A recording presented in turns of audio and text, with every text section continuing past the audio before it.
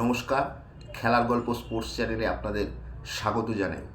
যারা ইউটিউবে দেখছেন তারা অবশ্যই আমার চ্যানেলটিকে সাবস্ক্রাইব করে নেবেন, আর যারা ফেসবুকে দেখছেন তারা চ্যানেলটিকে অবশ্যই ফলো করে নেবেন। প্রতিনিয়ত বিভিন্ন খেলার খবর এবং বিভিন্ন আপডেট পেতে অবশ্যই আমার চ্যানেলটিকে ফলো করুন। পরপর ম্যাচ, ক্লান্ত ইস্টবেঙ্গল দল। আইএসএলের আশা শেষ হয়ে যাওয়ার পর এবার নর্থ ইস্ট ইউনাইটেডের বিরুদ্ধে লিগের শেষ ম্যাচ খেলতে নামবে, আর সেই কারণে বৃহস্পতিবারই শিলং পৌঁছে গেলেন ইস্টবেঙ্গলের 6জন ফুটবলার। বাকিরা যাবেন শুক্রবার।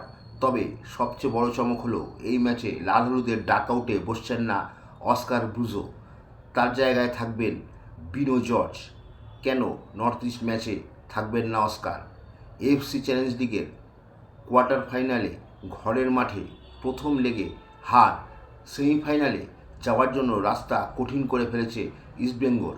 দ্বিতীয় লেগের আগে তুর্কমেনিস্তানের ঠান্ডা আবহাওয়ার সঙ্গে মানিয়ে নিতে শনিবার সকালে কলকাতা থেকে দুবাই হয়ে তুর্কমেনিস্তানের রাজধানী আশখাবাদ রওনা হচ্ছে ইস্টবেঙ্গল।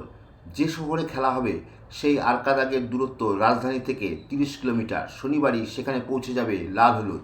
ফলে নর্থ ইস্ট ম্যাচে মূল দলকে পাবে না তারা। এই ম্যাচের গুরুত্ব বুঝেই তুর্কমেনিস্তানে আগে পৌঁছতে চেয়েছেন অস্কার। সেই কারণেই তিনি আইএসএলের শেষ ম্যাচে থাকছেন না। রিজার্ভ দল খেলবে নর্থ ইস্ট ম্যাচ। রিজার্ভ দলের ফুটবলারদের সঙ্গে এই ম্যাচে খেলবেন সিনিয়র দলের দেবজিৎ মজুমদার, পিভি বিষ্ণু, নিশু কুমার, ডেভিডের মতো সিনিয়র দলের ফুটবলাররা। একমাত্র বিদেশি হিসাবে শিলং যাচ্ছেন ক্লেটন সিলভা। এই ম্যাচে কোচিং করাবেন বিনো জর্জ।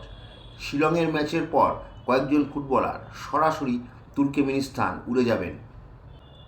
আসলে আরকাদাগ ম্যাচের আগে বাড়তি ঝুঁকি নিতে চাইছেন না লাল হলুদ।